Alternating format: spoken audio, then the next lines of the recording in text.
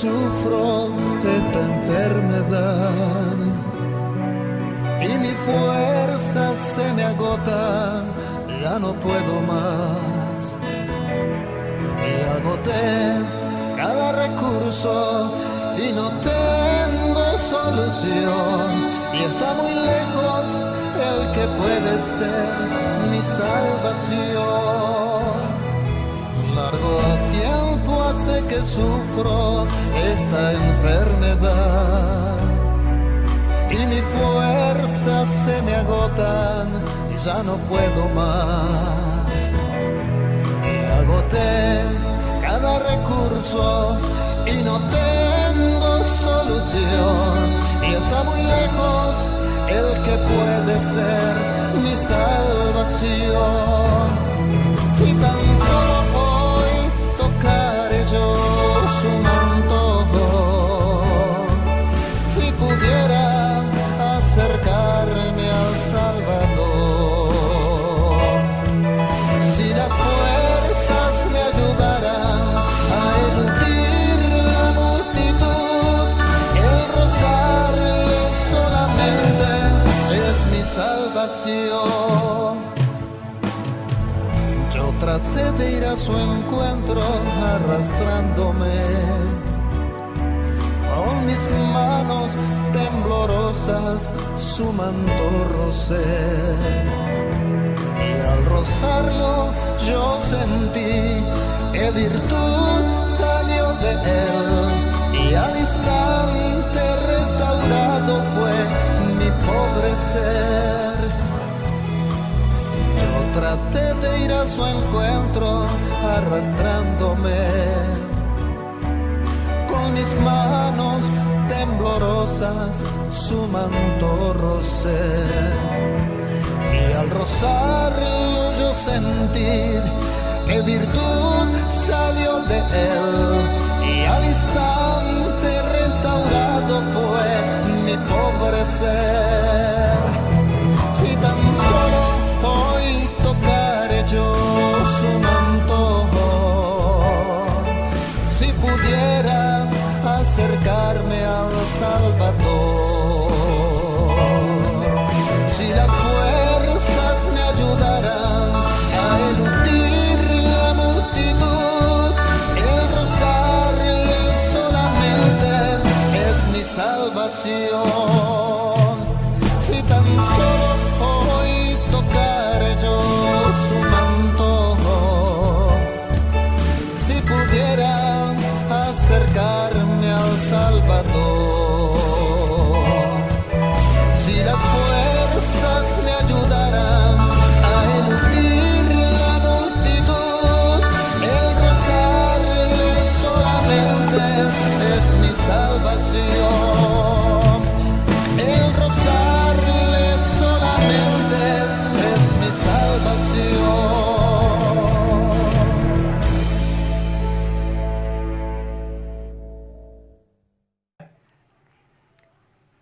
Gracias a Dios por la oportunidad que nos da de hablar de un tema de salud, de la importancia de la salud, porque tenemos que tener en cuenta que somos un ser integral, somos un ser vivo que depende de un equilibrio en donde hablamos de una salud espiritual, de una salud mental y de una salud física. Qué bueno por este segmento. Y gracias a Dios por la oportunidad que Dios nos da para hablar en este día de salud. ¿Por qué es importante hablar de salud hoy? ¿Por qué es importante hablar de estas enfermedades crónicas? Porque estas enfermedades crónicas, como son la hipertensión arterial, la diabetes mellitus, la obesidad y la dislipidemia, son una causa importante de mortalidad a nivel mundial.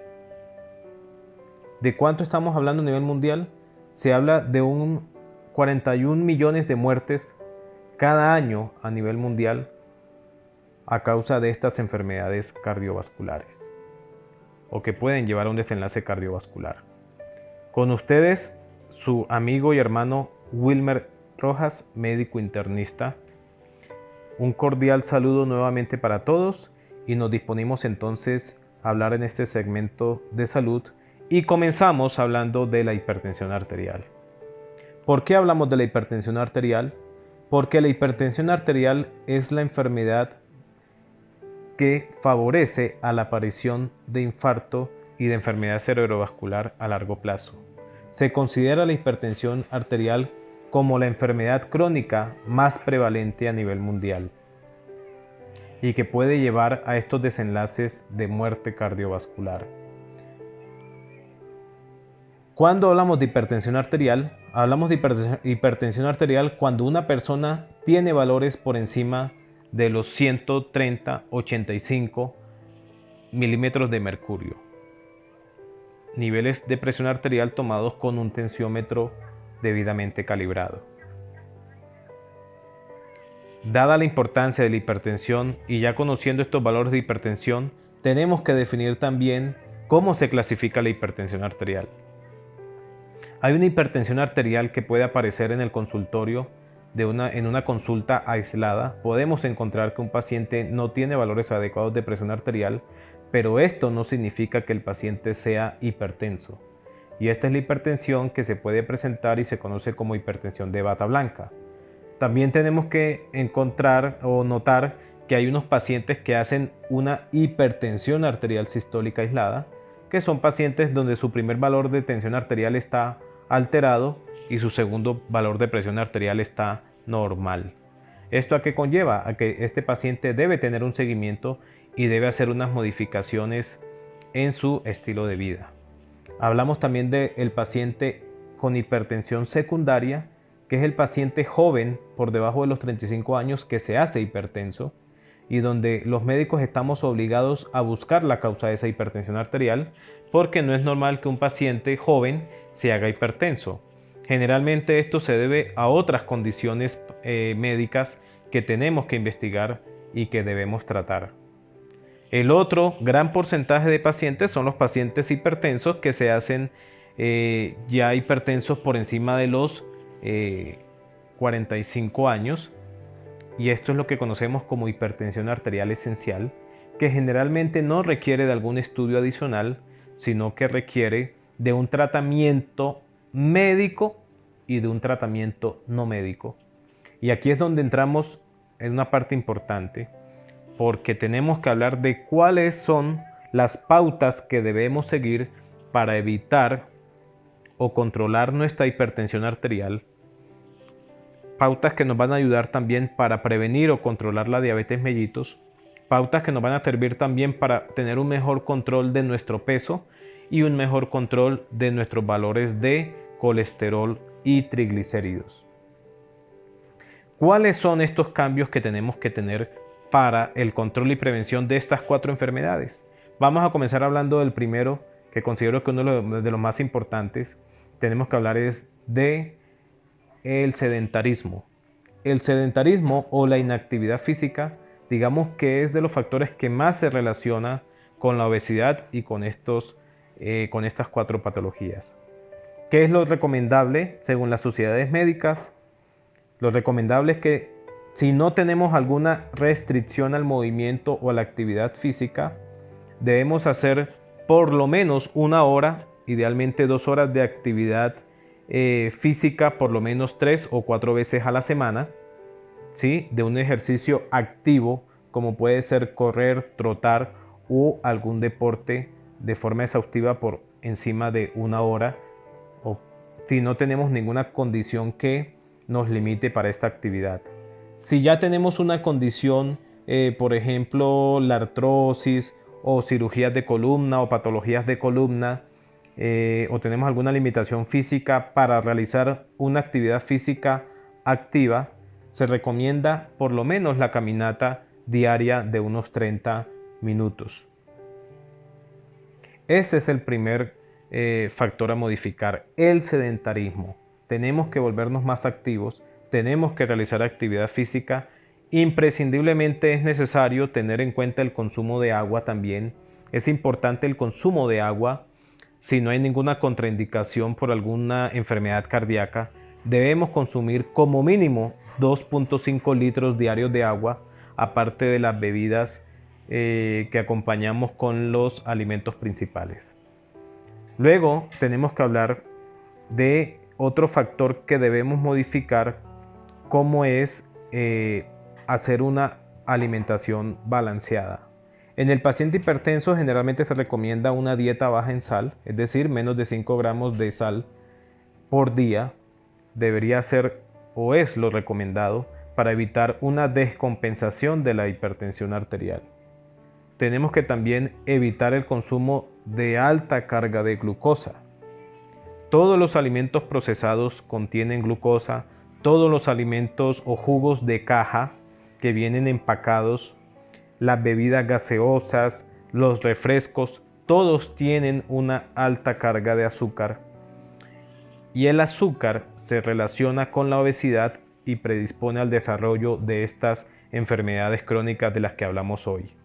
Entonces la recomendación es no consumir más de 10 gramos de azúcar por día, y lo que yo recomiendo personalmente como médico internista es que nosotros debemos mantener una alimentación saludable, alta en verduras, alta en leguminosas, en proteínas y muy baja o sin azúcar idealmente.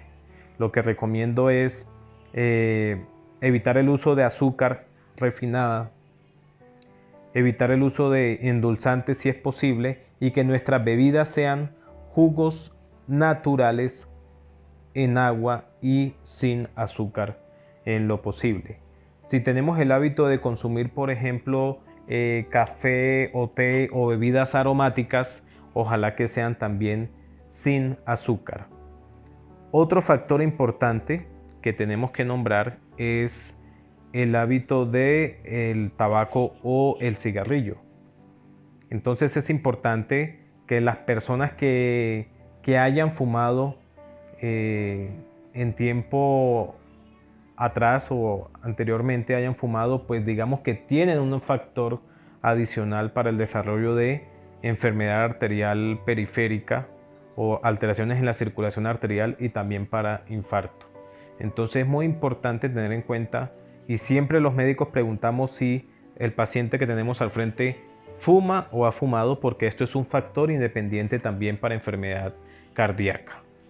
Es muy importante también entonces tener en cuenta el sueño, tratar de dormir por lo menos unas mínimo 6 horas, idealmente 7 a 8 horas diarias. Sí, es un factor importante porque se habla inclusive de que los trastornos del sueño nos pueden llevar a hipertensión arterial durante el sueño y pueden predisponer también a obesidad. Entonces es muy importante que conozcamos cuáles son los pilares fundamentales a modificar para prevenir o evitar la progresión de estas 4 enfermedades. Entonces, resumiendo, tenemos que tener en cuenta que el ejercicio es muy importante, cambiar nuestra alimentación con una alimentación libre de azúcares idealmente, una alimentación baja en sal, y evitar como tal trastornos de los hábitos del sueño. Tratar de dormir entre las 7 y las 8 horas es lo recomendable, y alejarnos de los contaminantes como el cigarrillo y el alcohol. Entonces estos son los factores modificables que tenemos que tener en cuenta para la progresión de estas 4 enfermedades. Y para terminar entonces, ir terminando nuestro segmento de hipertensión arterial, hay que tener en cuenta, y podría caber la pregunta: una vez que yo me hago hipertenso, ¿quedo hipertenso de por vida o puedo curarme de la hipertensión? Hay que aclarar este punto. Es muy importante saber de que la hipertensión arterial es una enfermedad crónica que generalmente no tiene cura. Hablando de la hipertensión esencial, que es la que se da en adultos ya mayores, que la hipertensión en jóvenes de pronto sí tiene una cura. Si el médico busca la causa y la trata, ese paciente posiblemente se va a curar de su hipertensión.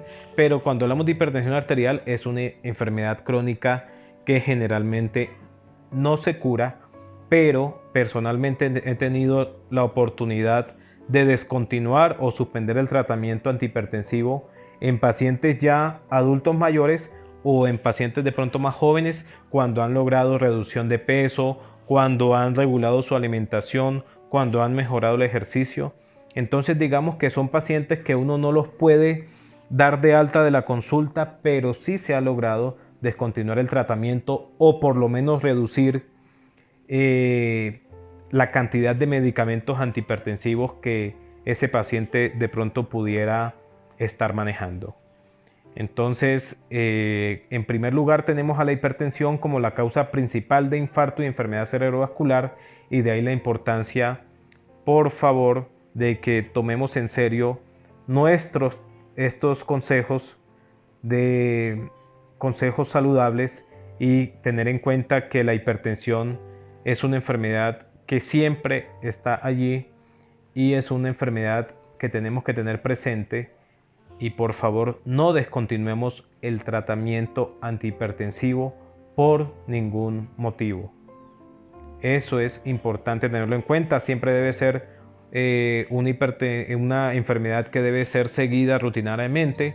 Lo que se recomienda es que por lo menos cada 3 meses un paciente hipertenso, si se asocia a obesidad o diabetes, debe estar en un control médico adecuado con los paraclínicos o exámenes de laboratorio pertinentes a cada condición. Para terminar este segmento de hipertensión, ¿cuáles son esos signos que pudieran sugerir que un paciente es hipertenso?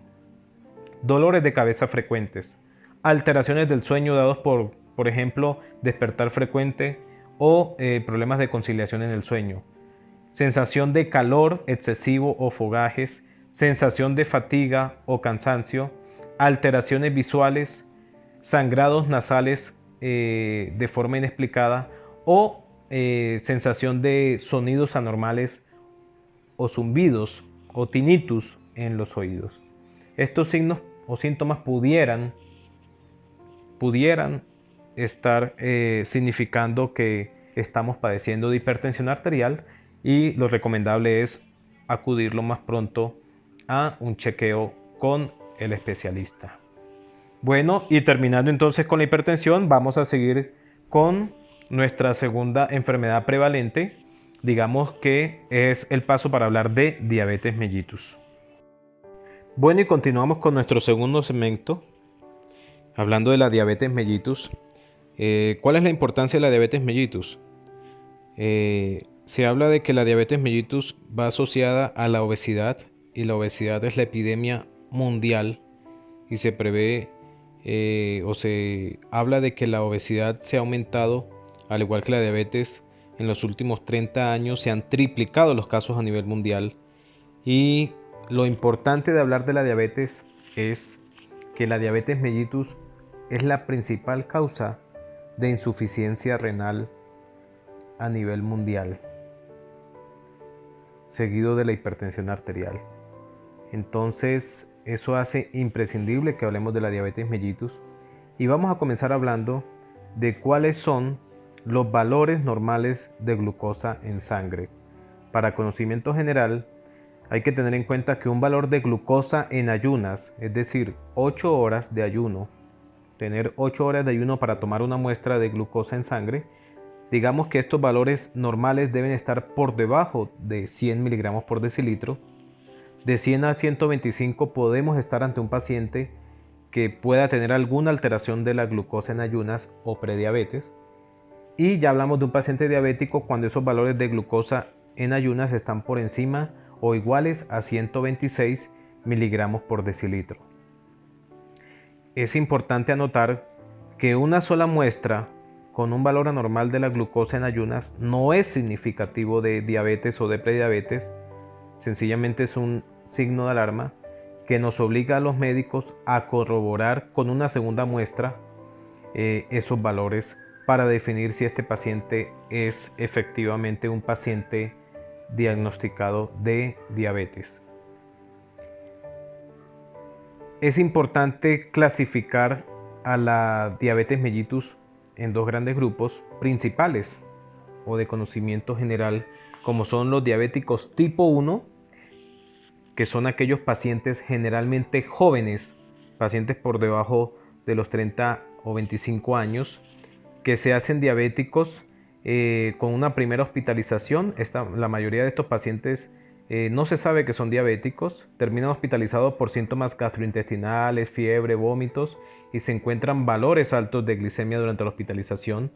Generalmente estos pacientes diabéticos tipo 1 jóvenes, la característica es que su páncreas no produce insulina y entonces necesitan de la insulina como tal para poder regular estos valores de azúcar o glicemia en sangre. Entonces el diabético tipo 1, su característica es que el páncreas no produce insulina, que su tratamiento es netamente a base de insulina y que se da en pacientes jóvenes, inclusive en niños. Los diabéticos tipo 2 ya son personas generalmente por encima de los 35-40 años que tienen generalmente un familiar diabético en primer grado, que son pacientes obesos sedentarios y que comienzan a tener valores anormales de glucosa y se llega al diagnóstico de diabetes generalmente por síntomas. Estos diabéticos tipo 2 son esos pacientes que su páncreas puede que produzca insulina, pero no una cantidad adecuada o que haya un problema en la utilización de la insulina a nivel de los tejidos. Entonces, el tratamiento puede ser a base de insulina asociado a medicamentos tomados, antidiabéticos orales, o puede ser solamente con antidiabéticos orales. Todo depende del tiempo de evolución de la diabetes y de las otras enfermedades asociadas que tenga el paciente. Entonces esta es la clasificación así a grosso modo de la diabetes tipo 1, diabetes tipo 2. Los diabéticos tipo 1 manejan netamente insulina, los diabéticos tipo 2 insulina y o antidiabéticos orales. Pero ¿cuáles serían esos síntomas a tener en cuenta? ¿Cuáles serían esos signos que pudieran, digamos que, prender la alarma y decir que pudieras estar padeciendo de diabetes? Los principales signos o síntomas son la ganancia o pérdida desproporcionada de peso, sin una causa identificable. Es decir, que ese paciente que pierde unos 5 o 7 kilos en un corto periodo de tiempo, 2-3 meses, a lo que se asocia una sensación de sed intensa, paciente que necesita estar tomando agua considerablemente, paciente que además presenta aumento de la micción urinaria, es decir, que paciente que aumenta las idas al baño a orinar específicamente durante la noche, asociado a esto a sensación de dolor abdominal, sensación de fatiga, sensación de cansancio, sensación de debilidad. Digamos que estos son los principales signos y síntomas que pudieran hacer pensar de que estamos padeciendo de diabetes mellitus. Entonces, ante estos síntomas, lo que recomendamos es la visita con el especialista para esclarecer el diagnóstico de diabetes mellitus.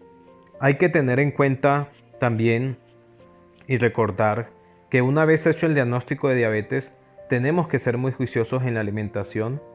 Es indudable que nuestra dieta en un paciente diabético debe ser libre completamente de azúcares. La ingesta de agua es muy importante y como médicos, los médicos generalmente digamos que uno de los puntos target para tratar un paciente diabético es ayudar a ese paciente diabético a que baje de peso. ¿Por qué? Porque la mayoría de los pacientes diabéticos, en un 70%, tienen problemas de obesidad. Entonces es muy importante, o una de las medidas más importantes en el tratamiento del paciente con diabetes es impactar en la reducción de peso, porque esto nos ayuda a mejorar los niveles de glicemia en sangre. Y hay que tener en cuenta también cuáles serían las recomendaciones con respecto al tratamiento. Es importante tener en cuenta que si un paciente es diabético tipo 2 y es un paciente que ya maneja insulina, lo más recomendable es que debe tener un equipo de glucometría y debe estarse chequeando sus valores de glucometría por lo menos unas 3 veces al día. Generalmente debe ser en ayunas, chequear sus valores de glucometría en ayunas y 2 veces más, 2 horas después, ya sea del desayuno, el almuerzo o con la cena. Y lo más importante de esos pacientes diabéticos que ya manejan insulina es evitar la hipoglicemia. Hablamos de hipoglicemia cuando nuestros valores de glucometría están por debajo de 70 miligramos por decilitro. Ahí hablamos de una hipoglicemia. Entonces, paciente diabético que maneje insulina, una de las metas del tratamiento por parte tanto del médico como del paciente es evitar que esos valores de glucosa estén por debajo de 70, porque ya estaríamos hablando de hipoglicemia y hay que tenerle respeto y miedo a la hipoglicemia, sobre todo esas hipoglicemias severas que pueden comprometer la función cerebral del paciente. Entonces es muy importante recalcar eso en los pacientes diabéticos tipo 2 que manejan insulina o inclusive en los diabéticos tipo 1. Es importante que conozcamos que los valores de glucosa, de glucometrías, deben estar, digamos que menos de 180 miligramos por decilitro 2 horas después de la ingesta de alimentos. Esas son las metas que se habla que estadísticamente nos llevarían a que el paciente se mantenga controlado metabólicamente de su diabetes. Es muy importante tener en cuenta que no podemos hacer un ajuste sin una supervisión médica de nuestras unidades de insulina que estemos utilizando a diario. Es muy importante tener en cuenta que no debemos confundir jamás las insulinas, porque sabemos que hay una insulina de acción larga que se aplica una sola vez al día. Hay varios tipos de estas insulinas y hay unas insulinas que se utilizan con cada comida principal. Entonces es imprescindible, por favor, no confundir con la aplicación de alguna de estas insulinas. Aplicarse siempre la dosis indicada por el médico y no automedicarse, no suponer que de pronto tengo el azúcar muy alta porque tengo sensación de mareos, porque tengo sudoración, tengo desánimo y voy a aplicarme más unidades de insulina. Jamás, por favor, como pacientes debemos hacer tal conducta. Al igual que no debemos aumentar la dosis de algún medicamento antidiabético, ¿sí? No debemos aumentar la dosis suponiendo tomarme una dosis adicional de la dosis recomendada, suponiendo que nuestra azúcar está alta. Eso jamás debe ocurrir y por favor tenemos que tener en cuenta que una vez tengamos esos síntomas de hipoglicemia, como pueden ser sensación de adormecimiento, sensación de sueño, sensación de sudoración, sensación de palpitaciones, sensación de temblor, jamás debemos tomar alguna conducta si no verificamos con el glucómetro esos valores bajos de glicemia, que como les recuerdo, hablamos de hipoglicemia cuando esos valores están por encima de 70 miligramos por decilitro. Es muy importante tener en cuenta los controles médicos adecuados y que la hemoglobina glicosilada es uno de los parámetros que los médicos le hacemos a los pacientes cada 3 meses y que nos ayudan a saber si ese paciente diabético está controlado o no está controlado. Entonces tenemos que tener en cuenta que la diabetes es una enfermedad muy prevalente que se asocia a la hipertensión, que es una de las causas importantes de insuficiencia renal, que la diabetes está creciendo cada día más y que es imprescindible modificar nuestra alimentación, sea que tengamos el diagnóstico de diabetes o si ya tenemos un diagnóstico de prediabetes. La meta principal debe ser la reducción de peso y tener una dieta saludable, libre de azúcares, baja en sal o en sodio para evitar la progresión de la diabetes. Recordemos que la diabetes también tiene complicaciones crónicas como son la retinopatía diabética, es decir, que es una causa de enfermedad de la retina que generalmente es irreversible, ¿sí? Tenemos que recordar la neuropatía diabética, tenemos que recordar el pie diabético, tenemos que recordar que la diabetes es una enfermedad que nos puede predisponer a las infecciones tanto de piel, tejidos blandos, como infecciones tipo neumonía y urinarias Entonces es muy importante tener en cuenta que esta es una enfermedad que se caracteriza porque baja las defensas de nuestro organismo y que nos puede predisponer a complicaciones propias de ella o nos puede predisponer a las infecciones. Entonces el llamado es, hermanos, para que tengamos en cuenta las recomendaciones de un adecuado control de alimentación y un adecuado seguimiento médico. Entonces continuamos con nuestro segundo segmento, que es nuestro segmento de obesidad. Bueno, hermanos, si continuamos con nuestro tercer segmento, vamos a hablar de la obesidad. Como ya comentábamos, la obesidad, digamos que es una condición, es una enfermedad que nos lleva a mediano plazo al desarrollo de diabetes mellitus. Es importante conocer que la obesidad se está aumentando considerablemente en la estadística, no solamente en Latinoamérica, sino a nivel mundial. Y personalmente considero que una dieta alta en azúcar y la obesidad, digamos que esta es la epidemia mundial, y de verdad que las estadísticas para el año 2040-2050 son desalentadoras con respecto a lo que es la obesidad, y países como México, Estados Unidos, Brasil, inclusive Argentina han visto el aumento de la incidencia de obesidad y lo que esto está repercutiendo o impactando negativamente en la salud pública. Hay varios parámetros a tener en cuenta con respecto a la obesidad. Hay unas calculadoras que podemos buscar en internet, ¿sí? Que se llaman o que las encontramos como calculadoras del IMC, es decir, índice de masa corporal. Estas calculadoras, usted sencillamente coloca su peso exacto, generalmente hay que colocarlo en kilogramos, y su talla en metros. Usted la puede buscar por internet en su buscador y eso le va a dar un cálculo. ¿Cómo se clasifica entonces el peso como tal o la obesidad?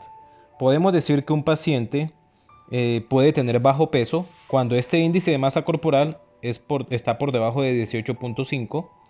Hablamos de un peso normal cuando este índice de masa corporal está entre 18.5 y menos de 25. Y ya comenzamos a hablar de sobrepeso cuando está por encima de 25. Y ya hablamos también de obesidad grado 1, obesidad grado 2 y obesidad grado 3. Es decir, hermanos, que los invito a que busquemos estas calculadoras en internet desde cualquier buscador. Usted coloca calculadoras de IMC, coloque los datos de peso y estatura y eso le va a dar a usted la clasificación en la que usted se encuentra. Hay que tener en cuenta que ya la obesidad grado 3 es una obesidad en la cual se habla de que el paciente tiene un índice de masa corporal por encima de 40. ¿Y por qué es importante tener en cuenta lo del índice de masa corporal? Porque podemos nosotros clasificarnos y decir si estamos en normopeso, si estamos en sobrepeso, en bajo peso o en obesidad grado 1, grado 2 o grado 3. ¿Cuál es la diferencia entre un paciente, por ejemplo, en sobrepeso y en un paciente con obesidad grado 3?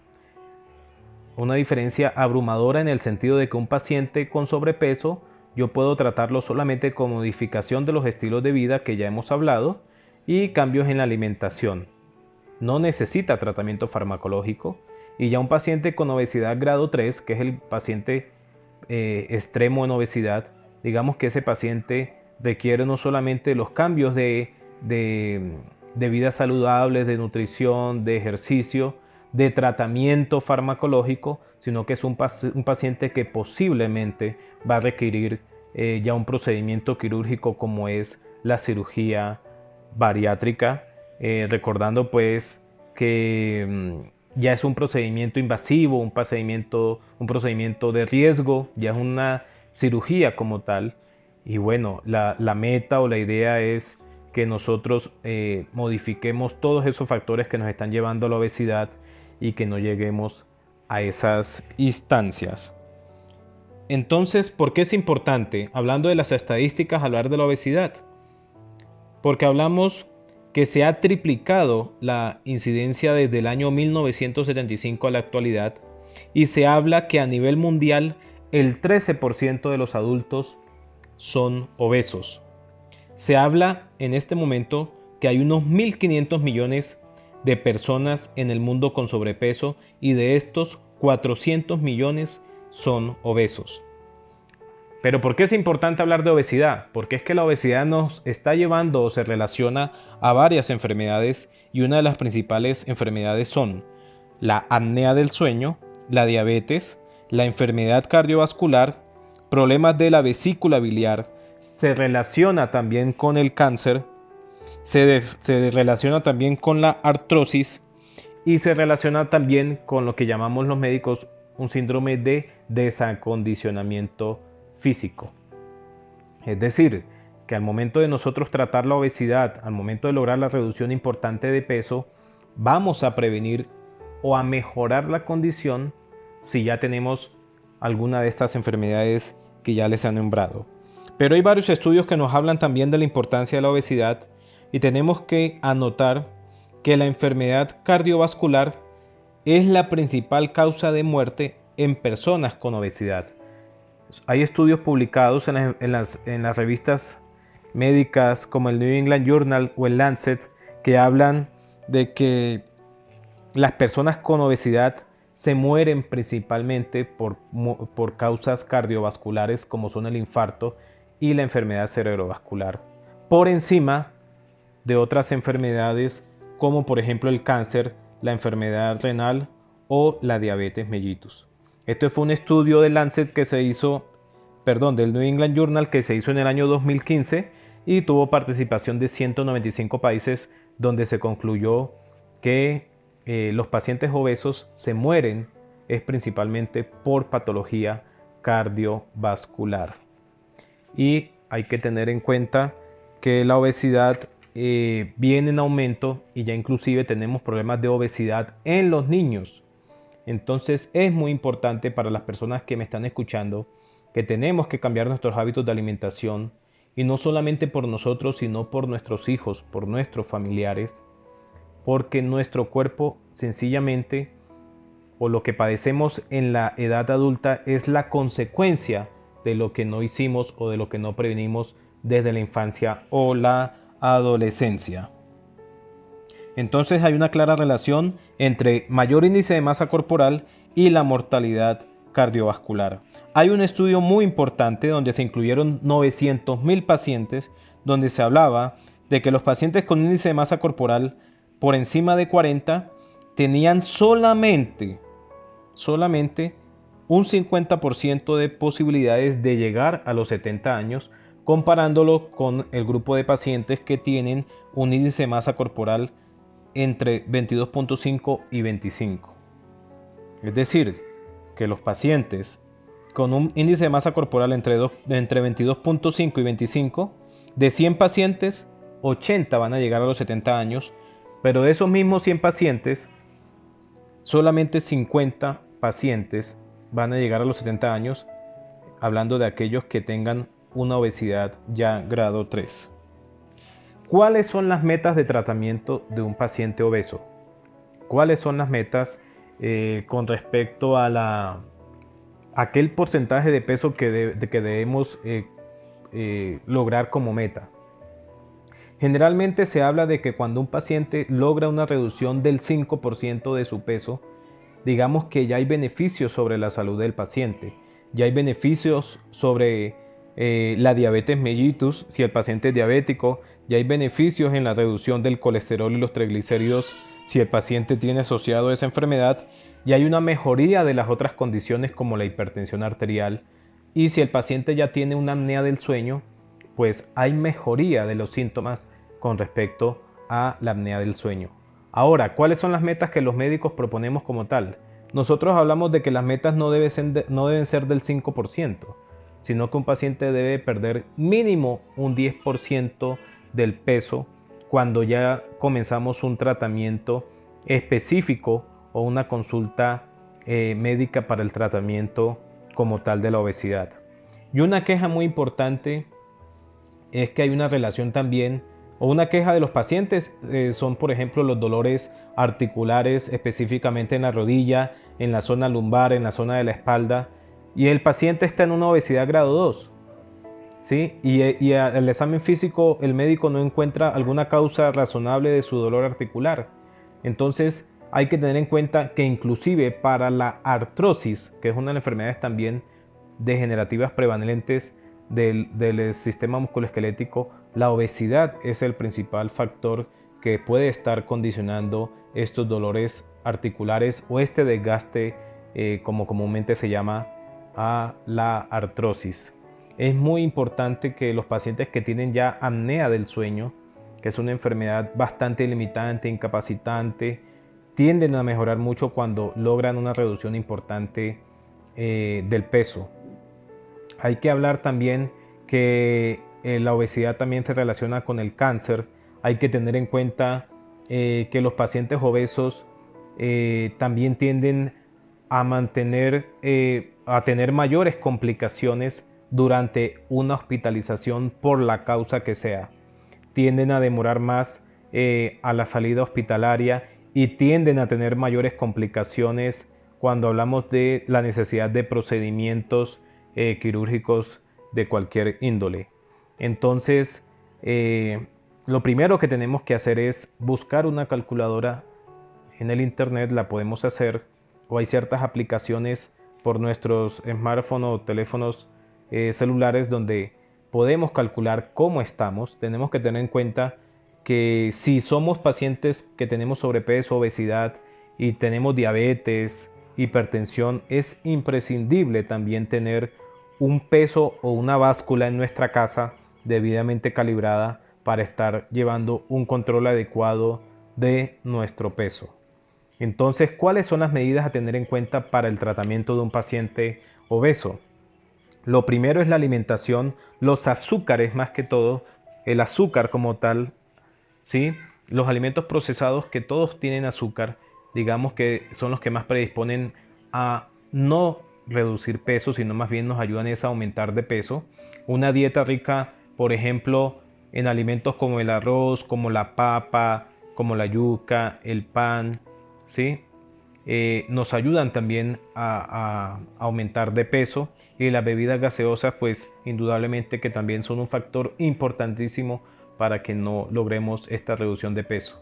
Entonces lo primero que tenemos que hacer como pacientes es hacer esta modificación de la alimentación en nuestra familia, en nuestros niños, y el segundo paso es acudir a una nutricionista. Es importante el papel de la nutricionista para que nos enseñe cómo debemos alimentarnos, porque tendemos a decir que comemos bien, que yo sé cómo me alimento, que yo como saludable, no sé por qué estoy así, y sencillamente necesitamos del apoyo de un profesional en nutrición para lograr la meta de la reducción, ojalá del 10% de nuestro peso si ya tenemos obesidad grado 1 en adelante.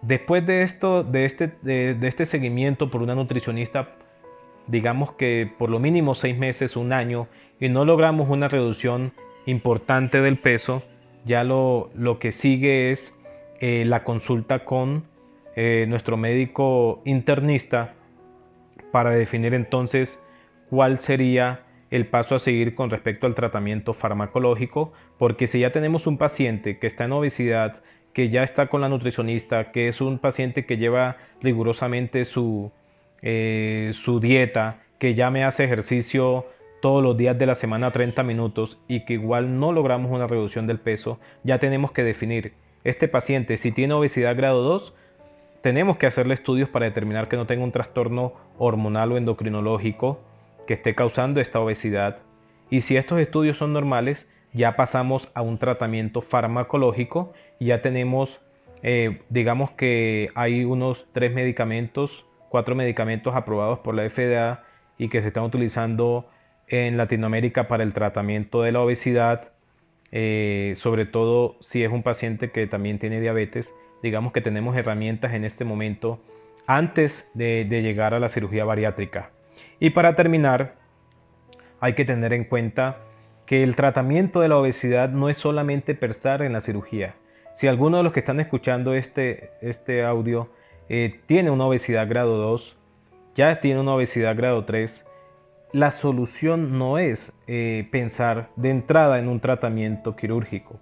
Como todo, tenemos que tener un proceso, tenemos que habituarnos a los estilos de vida saludables, tenemos que tener idealmente un tratamiento farmacológico antes de pensar en un procedimiento quirúrgico, ¿sí? Porque la solución no es netamente hacer un procedimiento quirúrgico de entrada, sino que eso tiene que tener un proceso. Tenemos que clasificar muy bien al paciente, porque no es despreciable la incidencia o el porcentaje de pacientes que después de la cirugía bariátrica vuelven a reganar peso. Entonces el éxito de un paciente en su tratamiento de obesidad que haya sido operado es la disciplina. Tenemos que ser disciplinados con respecto a las recomendaciones médicas, a los hábitos saludables, y si llegamos a la instancia de la cirugía, tenemos que seguir manteniendo estas recomendaciones de vida saludables. Pienso, pues en mi concepto no hay que tenerle miedo a la cirugía como tal. Hay diferentes tipos de cirugías, pero lo más importante es que si somos un paciente que ya está en obesidad grado 3, posiblemente la opción de entrada que yo pensaría, este paciente va a cirugía necesariamente, pero tengo que ayudarlo a bajar primero de peso. No es lo adecuado ir a una cirugía bariátrica sin haber perdido por lo menos unos 10, 15 o 20 kilos de acuerdo a cada condición en específico. Entonces eso es lo importante hablando de la obesidad. Espero que sea de provecho para ustedes, y bueno, tenemos que comenzar a cambiar nuestra alimentación por nuestra salud y por nuestra familia. Bueno, y continuamos con nuestro último segmento. Ya para terminar, vamos a hablar de la dislipidemia. La dislipidemia, hay que tener en cuenta que los valores anormales de colesterol y triglicéridos, hablando generalmente o específicamente del colesterol total y el colesterol HDL, pueden favorecer a la aparición a largo plazo de enfermedades como el infarto agudo del miocardio y la enfermedad cerebrovascular aterosclerótica. Es importante tener en cuenta si el paciente ha tenido el hábito del cigarrillo, porque esto aumenta más la probabilidad de que tengamos este tipo de patologías cardiovasculares. ¿Cuáles son los valores normales de lípidos en sangre? Lo que la mayoría de laboratorios y lo que está estandarizado a nivel de Latinoamérica y en Estados Unidos es que los valores deben estar de colesterol total por debajo de 200, los valores de triglicéridos deben estar idealmente por debajo de 150, y el HDL se recomienda que debe estar en promedio por encima de 50 miligramos por decilitro. El HDL podemos decir que es el valor, el colesterol protector, o sea, es decir, que es el colesterol bueno, como dicen, que nos ayuda, digamos que a la prevención de esa placa de grasa, por decirlo así, o de ateroma, que puede ocluir las arterias del corazón. Y el colesterol malo también hay que tenerlo en cuenta, que es el llamado colesterol LDL, donde sus valores deben estar normales de acuerdo a la condición del paciente. O sea, no hay un estándar, dado que han habido muchas clasificaciones y muchas actualizaciones con respecto a los valores óptimos de LDL, y no es lo mismo el valor de LDL en un paciente diabético, en un paciente que ya ha tenido un infarto, o en un paciente joven que no tiene ninguna de estas enfermedades. Pero en promedio, digamos que los valores de LDL en una persona sin enfermedades asociadas debe estar por debajo de los 130 miligramos por decilitro, según la última recomendación de la Sociedad Americana de Diabetes y Dislipidemia. Ya cuando el paciente tiene comorbilidades como por ejemplo diabetes o hipertensión, digamos que estos valores ya deben estar por debajo de los 100 miligramos por decilitro. Es importante con respecto al manejo, la dieta es muy importante. El consumo, por ejemplo, de agua en las personas que tienen ya problemas del colesterol es muy importante. Evitar el estreñimiento también, la constipación. Tenemos que tener una dieta rica en fibra, un buen hábito intestinal. Tenemos que también, en lo posible, evitar el consumo de frituras o el consumo de alimentos que requieran la utilización de aceites. Y lo recomendable es que todos en la casa utilizáramos el aceite de oliva, que el aceite de oliva fuera el único aceite que utilizáramos en la casa, tanto para asar los alimentos, o sea, sofreírlos un poco, una poca cantidad, pero idealmente lo que se recomienda es el aceite de oliva y evitar los alimentos como por ejemplo el cerdo o el consumo de carnes con alto contenido de grasa, porque esto nos puede predisponer o ayudar a no tener unos niveles adecuados de triglicéridos y colesterol. Y es importante también la reducción del peso, es importante quemar calorías con el ejercicio, porque esto nos ayuda indudablemente a la reducción de los valores de colesterol y triglicéridos. Ahora, ¿qué es más importante, colesterol o triglicéridos? Bueno, podemos decir que los triglicéridos altos, si una persona joven tiene triglicéridos por encima de 500, ya hay un riesgo aumentado de enfermedades como la pancreatitis o los problemas de la vesícula biliar. ¿Sí? Por encima de 500, los triglicéridos pueden favorecer a estas enfermedades y es necesario ya el manejo farmacológico, así sea una persona joven que no tenga ninguna enfermedad asociada. Si es una persona que ya es hipertensa, es diabética y ha tenido un infarto, por ejemplo, y tiene unos valores de colesterol por encima de 500, ya es necesario tratarlo también. O sea, en este caso ya darle un medicamento combinado que me ayuda a manejar tanto los valores de colesterol total como los valores de triglicéridos. Y si es un paciente que no tiene antecedentes de infarto ni es hipertenso, solamente de problemas de colesterol, pero es diabético y tiene valores, por ejemplo, de triglicéridos por encima de 450, ya es necesario también hacerle un manejo integral para estos valores de triglicéridos. Hay varios medicamentos en el mercado que podemos utilizar siempre bajo prescripción médica. Hay que tener en cuenta que la mayoría de estos medicamentos se dan en la noche y hay que tener en cuenta hay que saber que tendemos a confundir que cualquier síntoma de cansancio, mareo, dolor de cabeza, pensamos generalmente que pueden ser valores altos de triglicéridos o colesterol, y hay que tener en cuenta que generalmente hay pacientes que tienen valores muy altos de triglicéridos y generalmente tienen pocos síntomas. Entonces la recomendación es que no siempre esperar o pensar de que los triglicéridos altos son causa de mareos, cansancio, debilidad, dolor de cabeza. Siempre tendremos que consultar al médico y buscar otras causas, porque son pocos los síntomas, digámoslo así, que pudieran de pronto sugerir que el paciente está teniendo valores altos de triglicéridos y colesterol. Entonces, indudablemente la reducción de peso va de la mano con la reducción de los niveles de colesterol y triglicéridos, inclusive en aquellos pacientes que han tenido valores altos de triglicéridos y colesterol, que han sido obesos y que han sido llevados a cirugía. Después de la cirugía uno puede notar cómo estos valores de triglicéridos y colesterol llegan a valores normales, al igual que tiende a normalizarse los valores de presión arterial. Entonces es importante recordar cuáles son estos valores, que los tengamos siempre en cuenta. No siempre es necesario manejar al paciente con tratamiento farmacológico, y es una tendencia que siempre tiende a estar. Inclusive hay colegas médicos que tienden a tratar valores de colesterol que están apenas por encima del valor en un paciente joven, en un paciente, digamos que sin enfermedades asociadas. La regla general no es tratar de forma farmacológica estos valores de colesterol si no hacemos modificaciones con respecto a la alimentación, a la ingesta de agua y al ejercicio. Entonces la invitación es a tener esto en cuenta.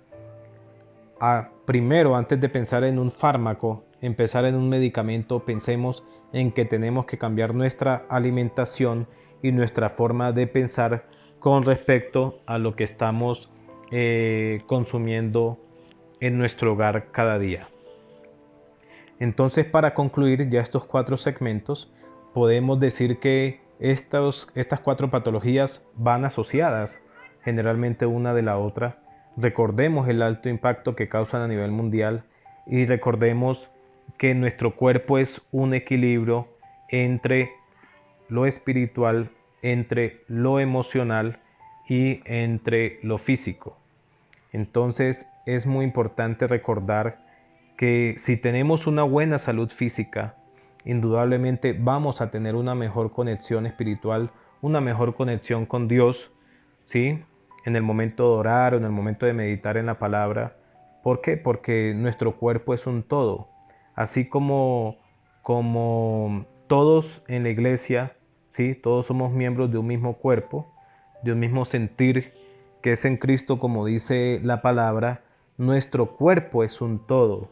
Nuestros órganos son un todo. Nosotros no podemos separar nuestro corazón de nuestro hígado, no podemos separar nuestro hígado de nuestro páncreas, no podemos separar nuestras articulaciones de nuestros músculos.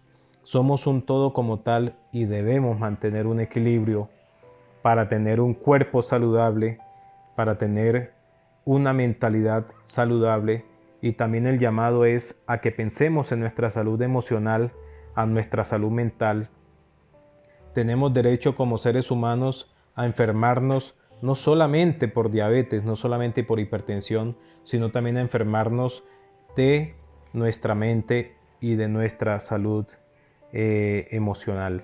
Tenemos que saber identificar en qué momento podamos tener un episodio de depresión, un episodio de ansiedad, un momento de miedo que nos puede llevar a algún trastorno mental, como los mencionados, pero lo importante es identificarlo y buscar una ayuda profesional, porque cuando hablamos de lo espiritual, de nuestra comunión espiritual o de un buen estado espiritual, indudablemente que es necesario que mantengamos una buena salud mental, una buena salud emocional y una buena salud física.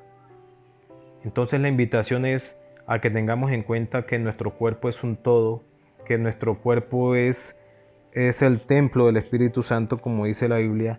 Tenemos que, aparte de respetarlo, cuidarlo, que tenemos que confiar en que Dios está con nosotros, que Él nos puede sanar en un momento de crisis, en un momento de angustia, de enfermedad, pero no podemos desconocer que la ciencia médica, en mi concepto también como cristiano, es un apoyo incondicional también, que Dios también colocó la ciencia médica no solamente para el mundo, sino también para los cristianos, y que la ciencia ha avanzado mucho y que Dios también puede utilizar a esos médicos, a ese tratamiento, puede utilizar ese medicamento que estás tomando para el alivio de tu enfermedad.